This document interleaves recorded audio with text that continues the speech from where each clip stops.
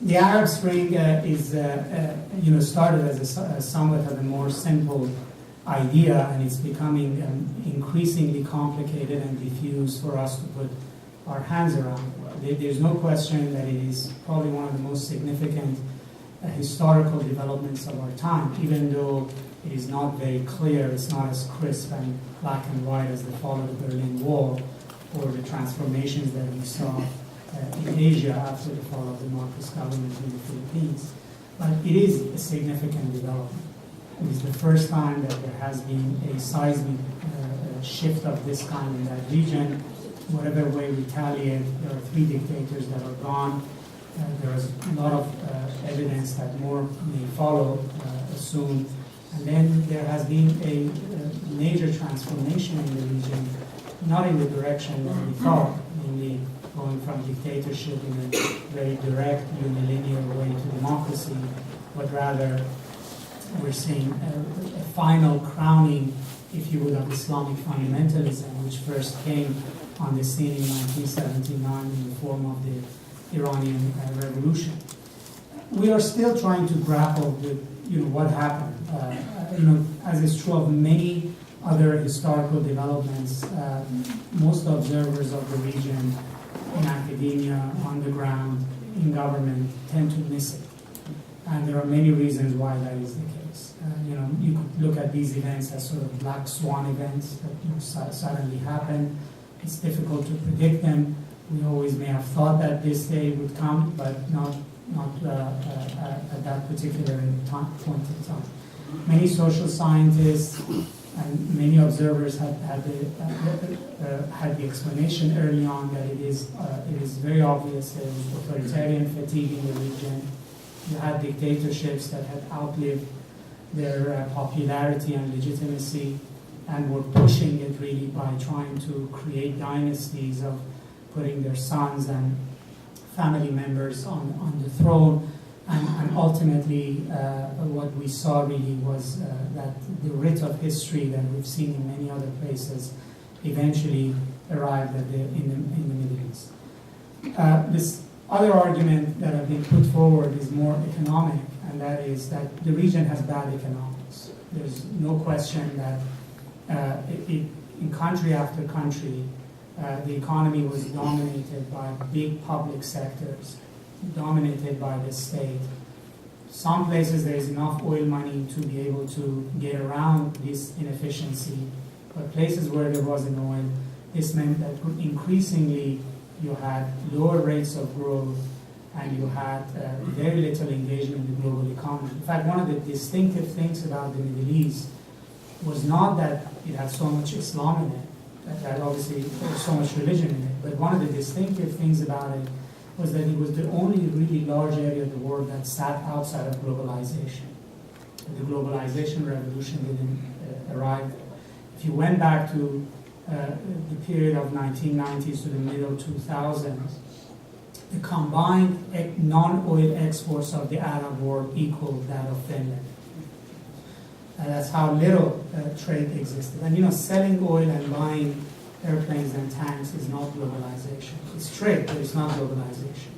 Globalization means that you produce many things that are bought by many different people, and you're part of the value chain of economic productivity from the lowest end to the highest end, the way we see in countries like Mexico or Korea or the Philippines and the like.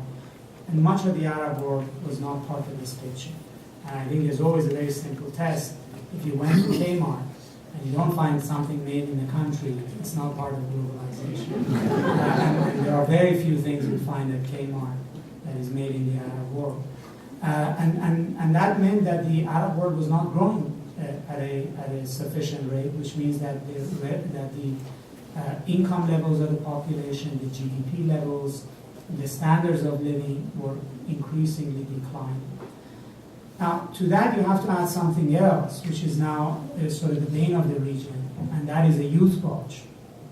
Now, we often associate youth with a positive terminology, that the youth represents forward-looking, represents new things, represents hope, democracy. But that's a sort of a biased, narrow view of the youth. Thugs are also youth, militias are also youth. In fact, in the Middle East, everybody's young. The swing factor is really the old people, about 40. In a sense, it's a very young society. The implication is not whether they're pro-authoritarian or pro-democratic. The more important thing is that they create instability, period. So if you went to Middle East country after Middle East country, 65% of the population are categorized as youth. And that means somewhere between from either 30 or 25 below the point, depending on how you count it. There are areas in the Middle East that number is just teenagers. And that makes for a very unstable population for varieties of reasons. One is that all societies with a youth bulge are prone to political shifts. So virtually every civil war, democratic movement, and revolution of our time is associated with the youth bulge. Youth are risk takers. They don't like authority. They don't listen to authority. They're much less bound and embedded in an economic system. They have a lot less to lose. There are varieties of psychological, political reasons people associate with why youth push for political change. But there's also an economic reason. When you have so much youth, you have to be able to provide them jobs. So a very flat demographic pyramid puts a lot of pressure on a political system. In the 1990s, when Algeria was going through a political uprising that ended up in a civil war, it was common to refer to the young, radical Islamist youth as people of the wall, Hittites, because that's all they did all day long. They were standing at walls, and then they were essentially the fodder for militias and gangs. So the youth bulge was an important argument. Now, all of these things are true about the Middle East. It was too authoritarian, its economy was sluggish, and it had too many young people. But that doesn't explain why 2010, why not earlier or why not later. What happened at that time period that explains the uprising. So there's an interesting external factors at play. One is technology. So there is very clear that technology played an important role in the Arab Spring. But I don't think in the way we think about it. So a lot of credit is given to social media, to Twitter and Facebook, and they did play an important role. But sometimes this role is misunderstood. If you went back, for instance, to the Green Movement in Iran in 2009, people gave a lot of credit to Twitter, but in reality that was not true. Most activists would say it was old-fashioned grassroots networking. In fact, Iranian cell phones did not carry data at that time, could not carry Twitter, unless you demonstrated during the day and then went home at night and tweeted about it. But this sort of running and tweeting scenario that people credited for crowd gathering was just not there. But fast forward to 2011, Twitter and Facebook were a much bigger factor. But the real technological shift was not the arrival of Twitter and Facebook, was rather the arrival of a smartphone and the telecommunication revolution in Arab countries that allowed smartphones to be used.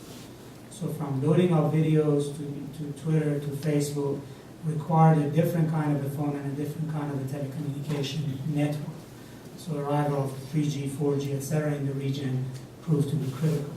The second technological factor is a little bit older, and that was the satellite television network.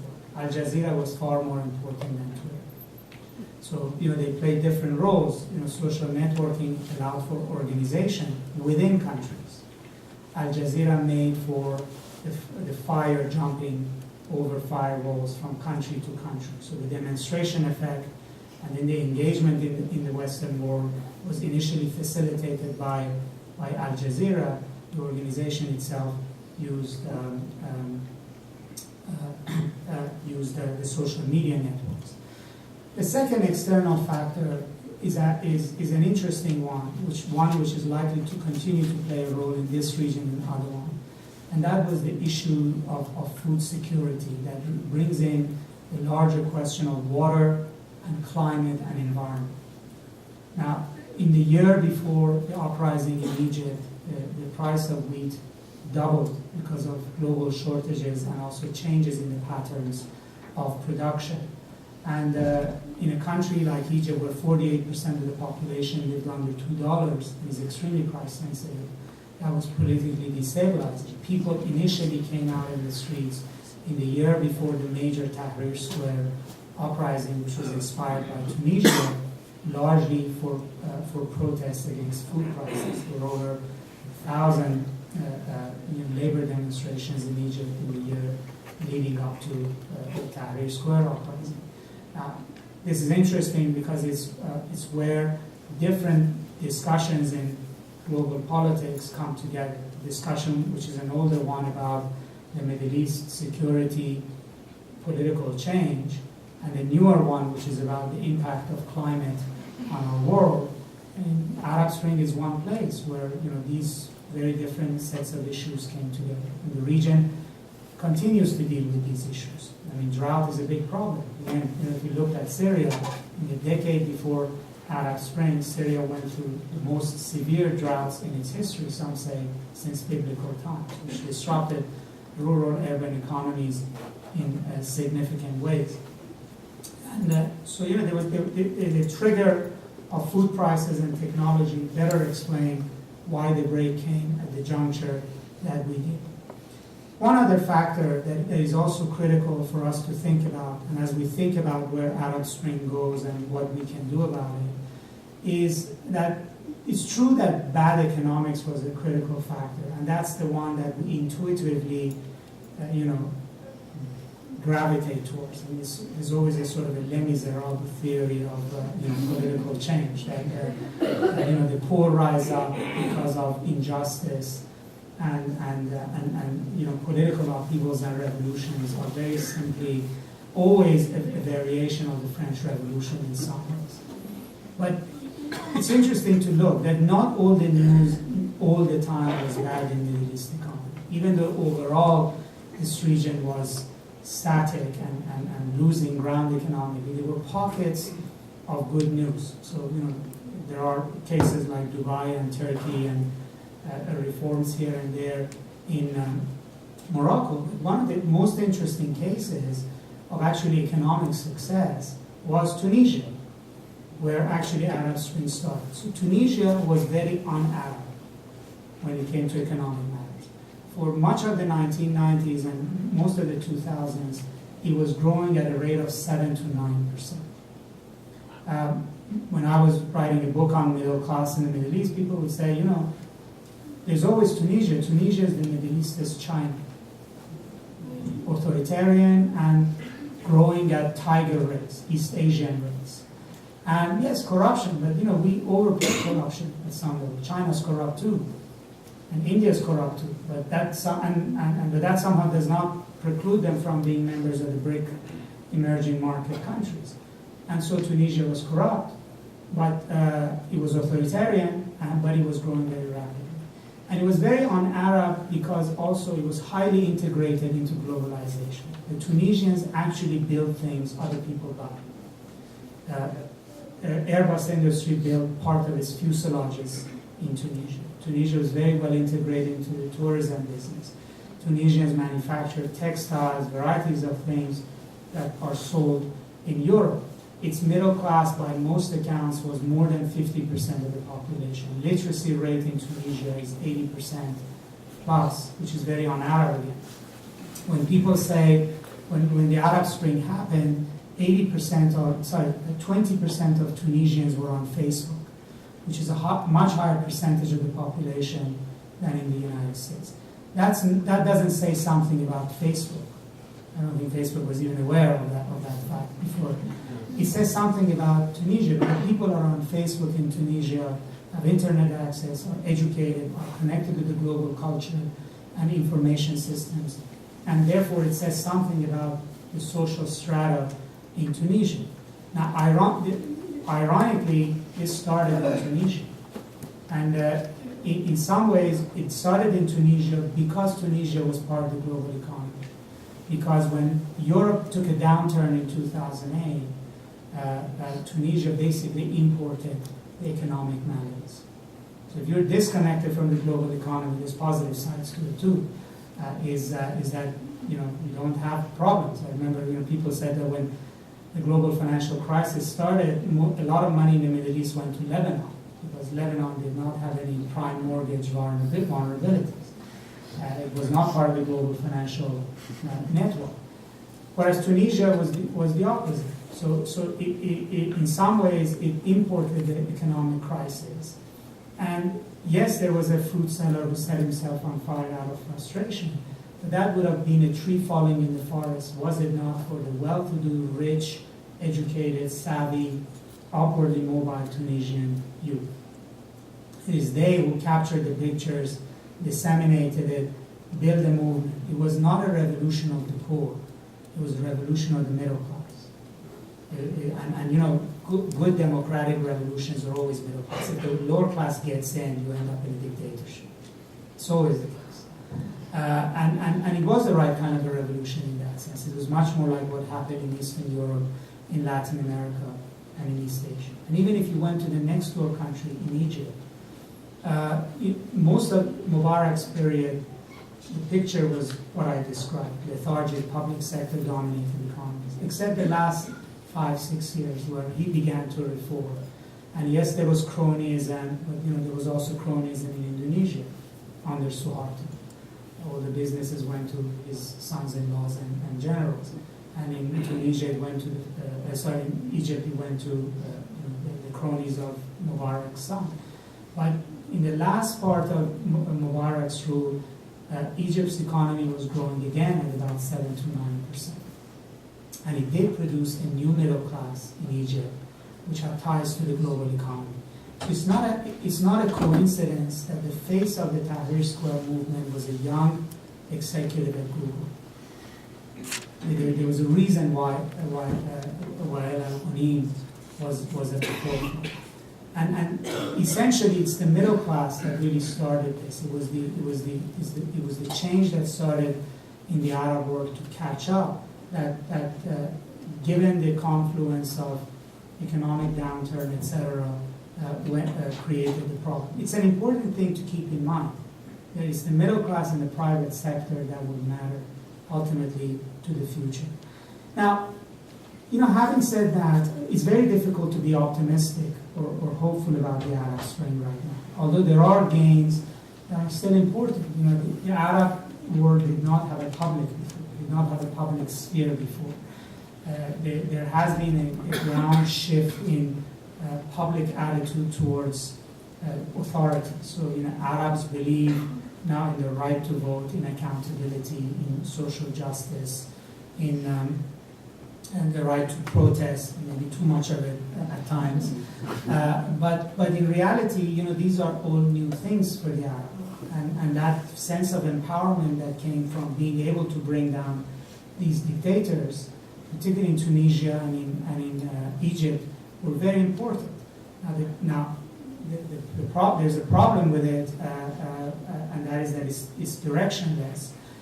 But nevertheless, it's an important game that it's still out there. So beneath all this war and civil war and uprising, there is still that kernel of belief in the values of the Arab Spring.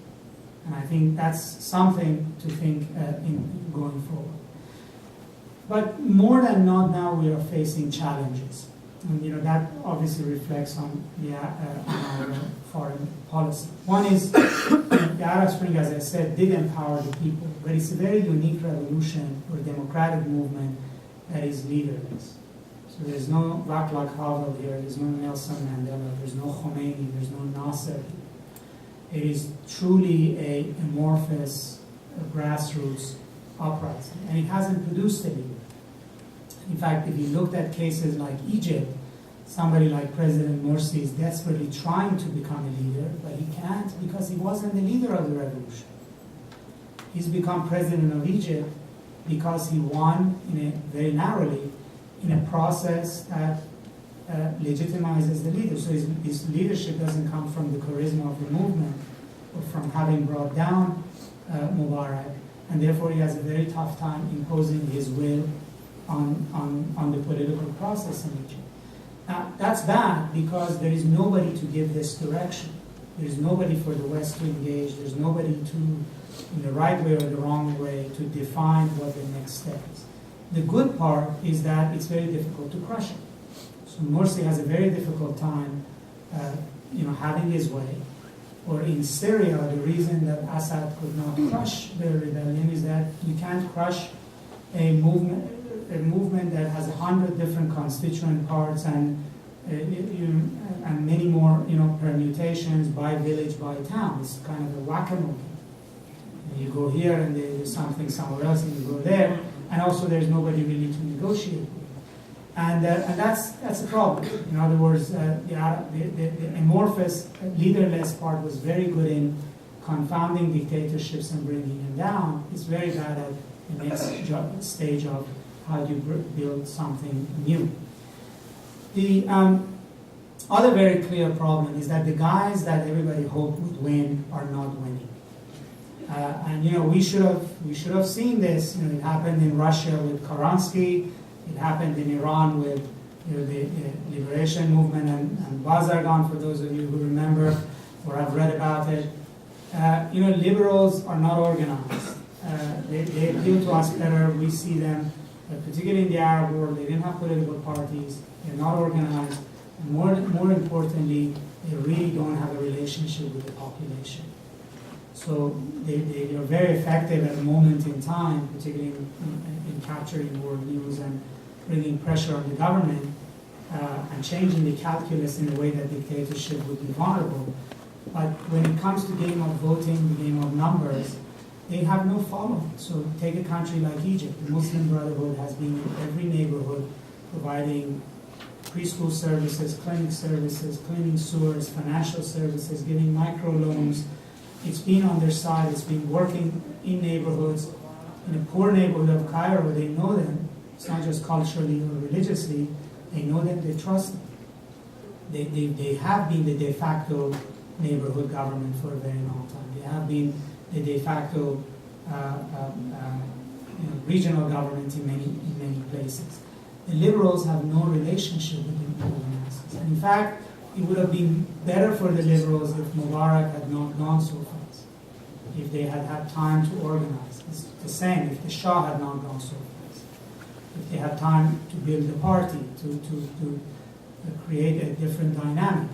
But the reality is that they didn't, and the Muslim Brotherhood is very well positioned to take over. So the Arab Spring essentially has become a Muslim Brotherhood revolution. So from Tunisia to Libya to Syria to Yemen, what we are seeing is different shades of Islamist parties are taking over in a way that we didn't anticipate.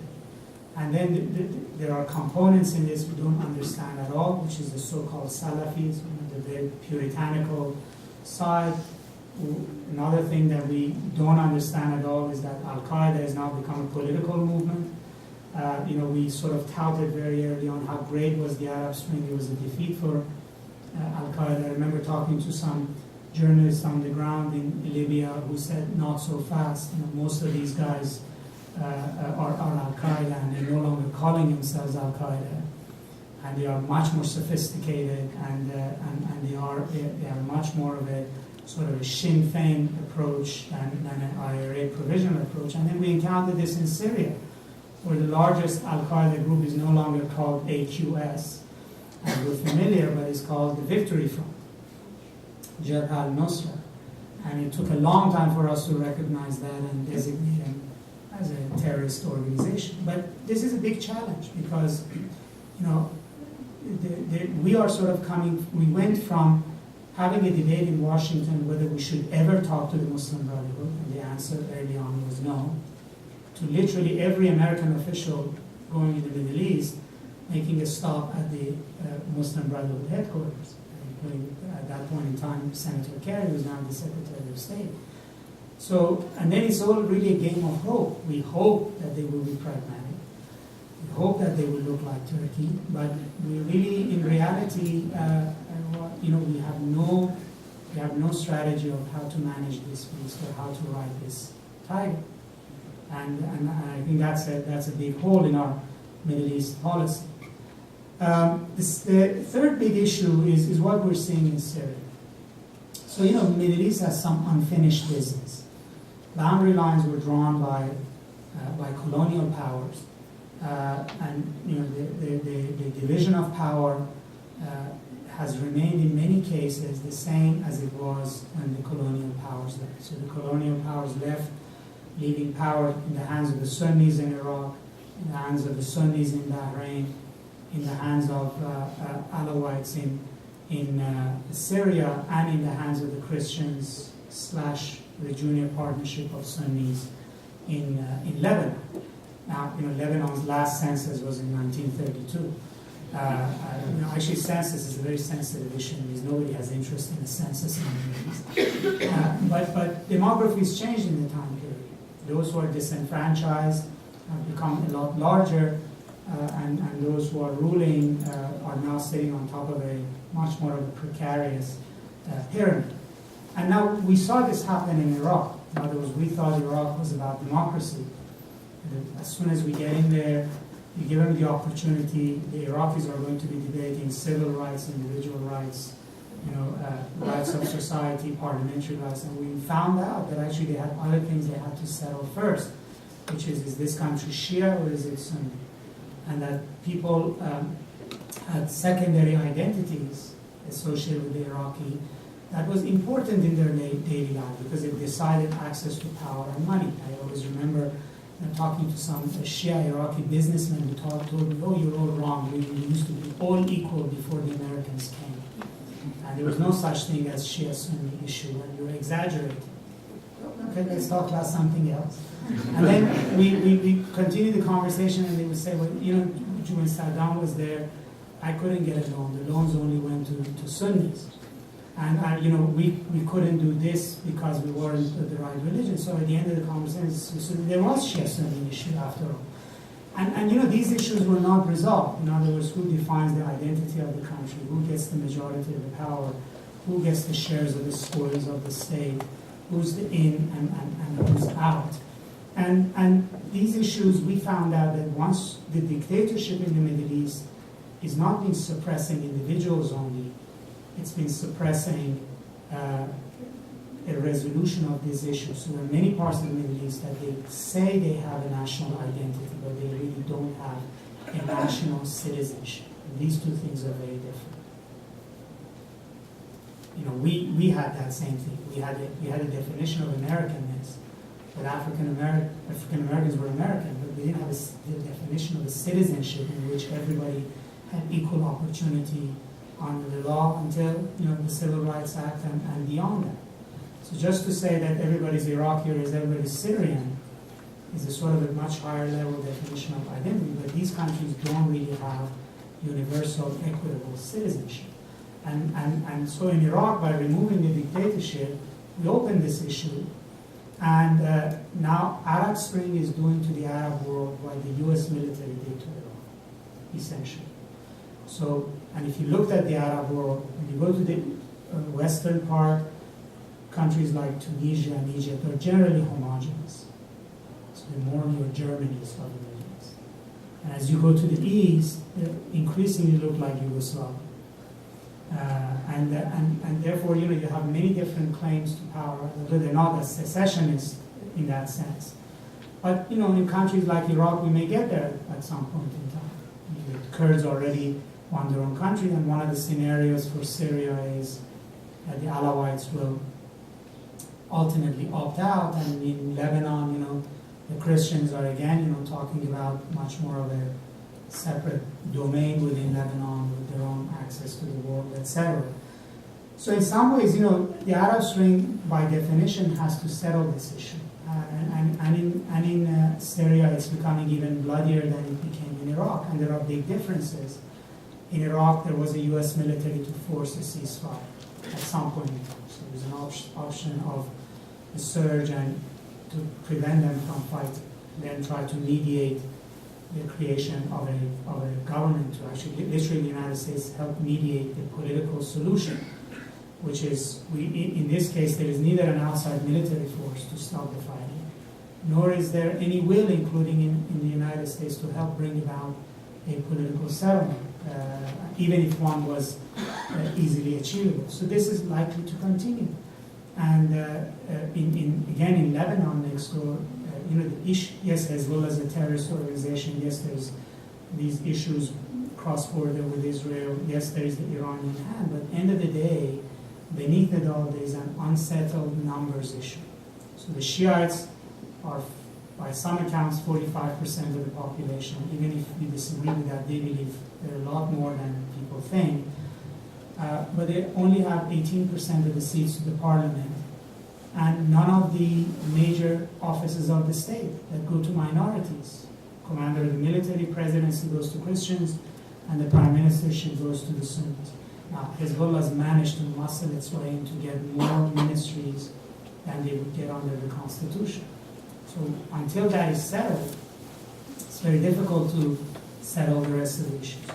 Jordan, for instance, is a majority Palestinian country. And the Israeli far right would remind you of that quite often, which is ruled by a minority of East Jordanian tribesmen. Now, it so happens that a lot more of the Palestinians are Muslim Brotherhood also. And they have ties with Muslim Brotherhood in Hamas, in West Bank and Gaza and in Egypt. And, across the Gulf, you have unsettled issues. Bahrain is 3/4 or 2/3 Shia. It's ruled by a minority of Sunnis.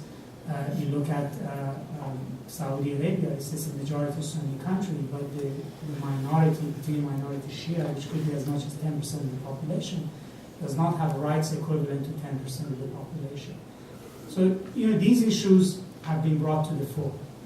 Now, the US's probably vision of this region was built around 1980s and 90s based on a sense of a stable Arab world, with Arab dictators that you could count on to control their own territory and also support US policy, and a region that was not at war with itself. You really didn't have to deal with the Balkan scenario. Now we are dealing with the Middle East that doesn't have those powerful forces, Mubarak,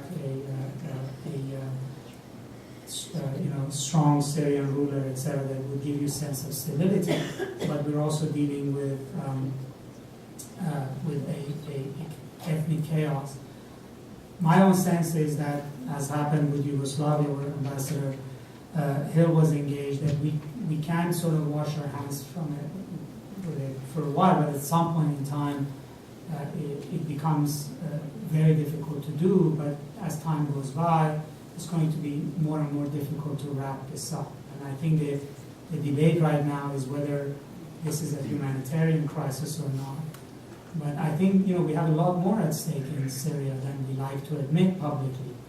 So the debate is this Rwanda or is it Bosnia? And we tend to keep saying it's Rwanda. We'll apologize at some point for that. We really don't need to get involved. Or whether it's Bosnia that at some point you think that it really does hurt you. So I think that's what we'll be grappling with. Finally, the other important factor is that this issue started because of economics, good economics, bad economics. Economics is still the problem in this region at two levels. One is that the Middle East was already not doing very well when it was stable. Too many young people without jobs, getting frustrated. I think we all have forgotten the narratives of post 9/11 we used to hear every day on television. And then now even that minimal economic activity is not there. So Egypt's GDP has been shrinking. Its tourism industry has collapsed. There are no jobs. Direct foreign investment is leading. So the economic scenario is quite dire. And I have to say there is no real outside engagement. The other side of it is that even if there was economic stability, we don't have a single case of successful democratization that doesn't involve economic restructuring of the island. And if you compare the Western world's engagement, United States, Europe, IMF, with Poland, with Philippines, with Argentina, with Brazil, and then compare it with the Arab world, it is at some level shocking. So, in a 10-year time period between 89 and 99, the Western world put $100 billion into Eastern Europe.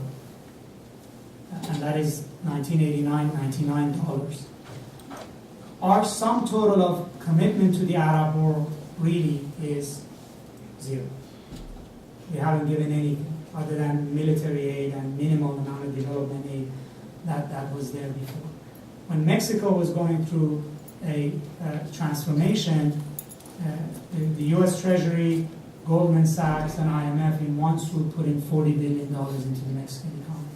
This wasn't free money, like the way we used to do it. It was in exchange for changing their currency, trade laws, investment laws, privatization, completely overhauling their economies. I mean, the kind of thing we're telling Greece and Spain to do, and not us, the Europeans are telling them. No, of course nobody likes doing it. But, conceive of the level of engagement that exists in getting these countries to do the right thing, kicking and screaming even to do the right thing. And I think the problem for us is we were perfectly willing to spend $2 trillion on this region to change it. But when the opportunity for real change came about, we are not willing to engage. And I obviously understand there's a lot to do at home, etc. But the reality is that just because of the economic issues at home, the foreign policy problems are not going to go away. And all the signals for this region are very negative unless particularly the economic story begins to change in a better direction. So there is, I think, need for some serious thinking about what is our game plan with this region, what are our objectives, where do we want key countries to be in 5 years' time, and how we're going to do it. My hope is that with a new Secretary of State, a new set of people, and a fresh start, that you would take both the opportunity and the threat of the Arab Spring seriously. Thank you very much.